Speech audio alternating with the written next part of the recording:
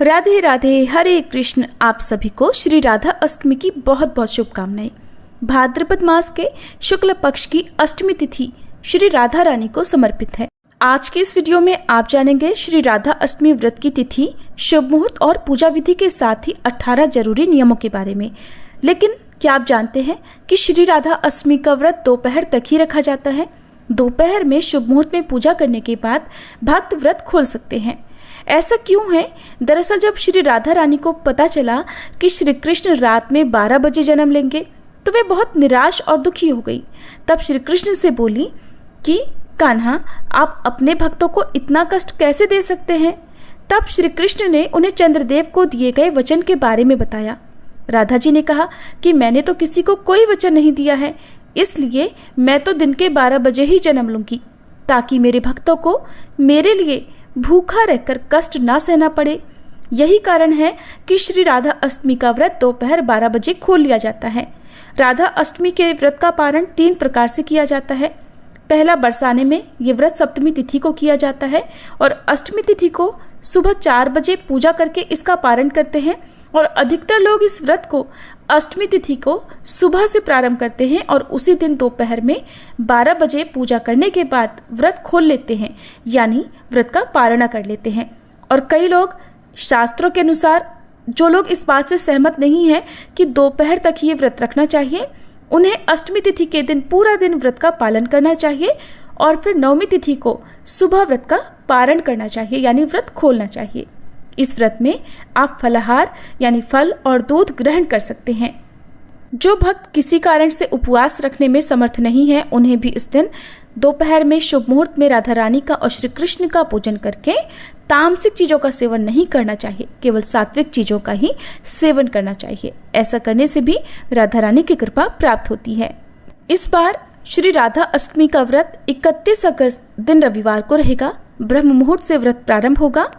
अष्टमी तिथि 30 अगस्त शनिवार को रात 10:47 से प्रारंभ हो रही है, जिसका समापन 31 अगस्त रविवार को देर रात 12:57 पर होगा।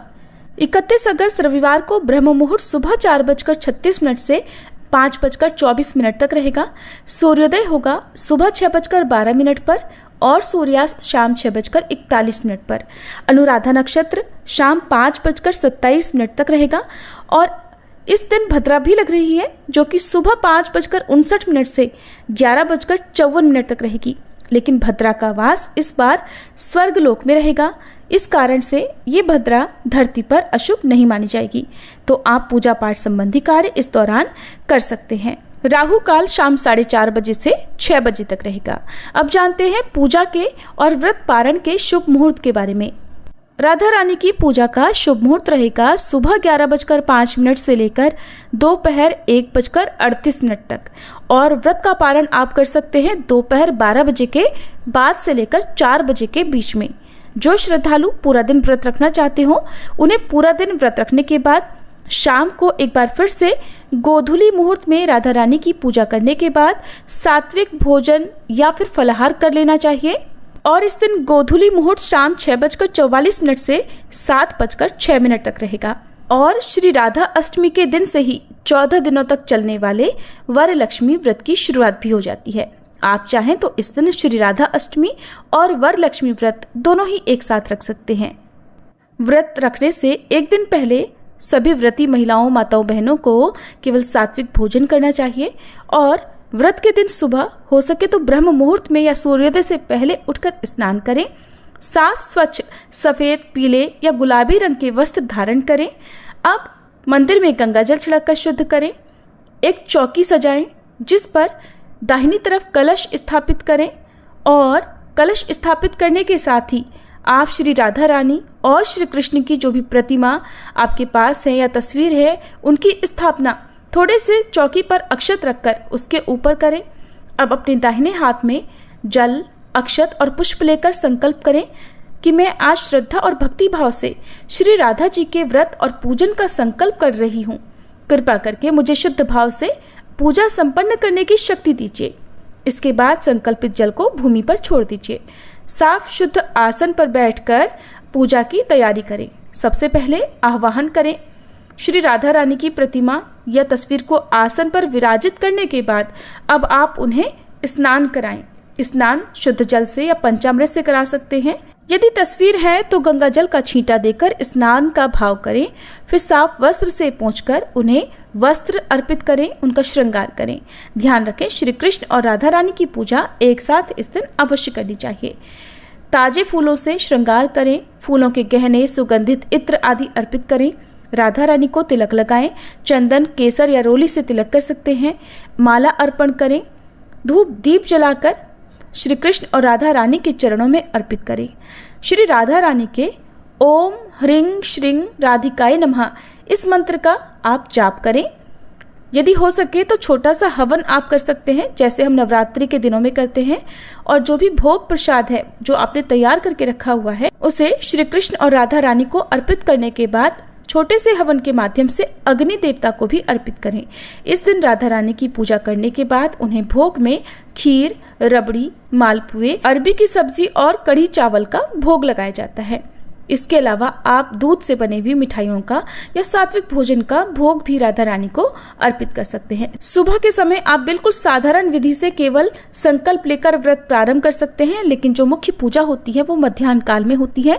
तो ये जो भी पूजा के चरण, जो चौकी पर विराजित करना या आह्वान करना, ये सब आपको मध्याह्न काल की पूजा के दौरान ही करना है।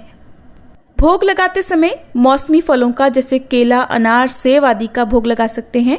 और माखन मिश्री भी राधा रानी को और श्री कृष्ण को अवश्य अर्पित करें।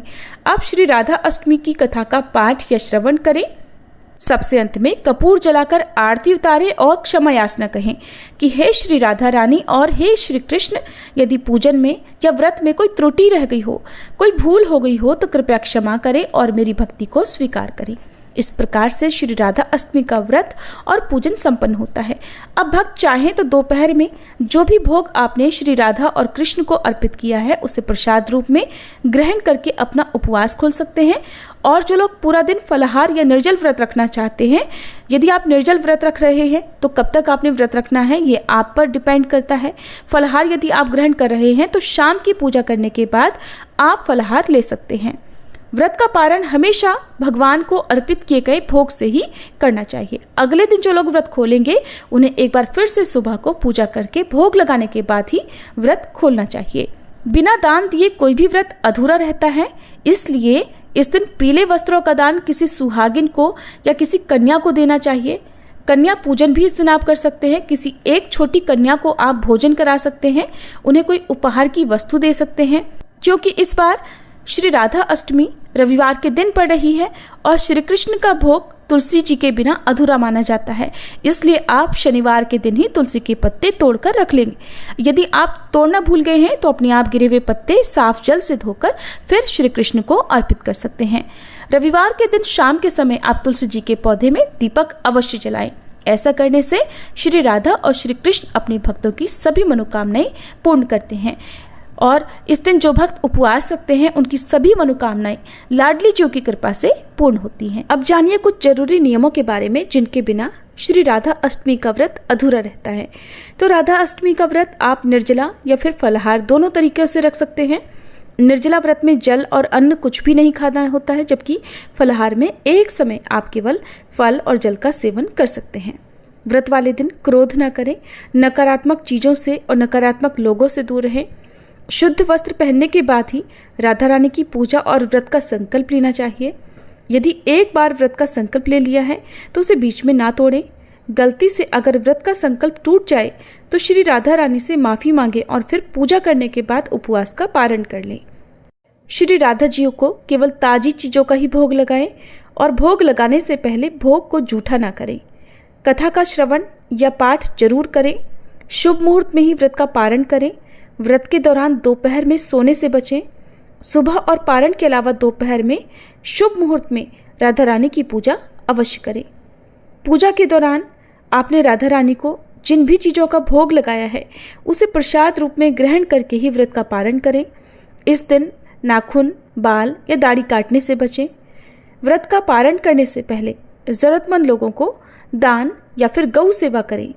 व्रत वाले दिन काले या गहरे रंग के वस्त्र पहनने से बचें। इस दिन आप लाल, पीले, सफ़ेद या गुलाबी रंग के वस्त्र धारण कर सकते हैं। व्रत का पारण करने के बाद अपने बुजुर्गों का आशीर्वाद या अपने गुरुजनों का आशीर्वाद भी जरूर लेना चाहिए। खुले बालों में पूजा ना करें। राधा रानी की पूजा के दौरान महिलाएं या कन्याएं बाल बांधकर और चुनरी से सिर ढककर पूजा करें, जबकि पुरुष रुमाल से सिर को ढककर रखें। इस दिन महिलाओं या कन्याओं को बाल धोने से बचना चाहिए। अष्टमी तिथि प्रारंभ होने से पहले आप बाल धो सकते हैं और किसी विशेष मनोकामना की पूर्ति के लिए अपने आसपास श्री राधा रानी के मंदिर में 8 बातियों वाला घी का दीपक जलाएं। ऐसा करने से आपकी मनोकामना पूर्ण होगी और श्री राधा रानी आपका व्रत भी स्वीकार करेंगी। ये थी आज की वीडियो। उम्मीद है आपको पसंद आई होगी।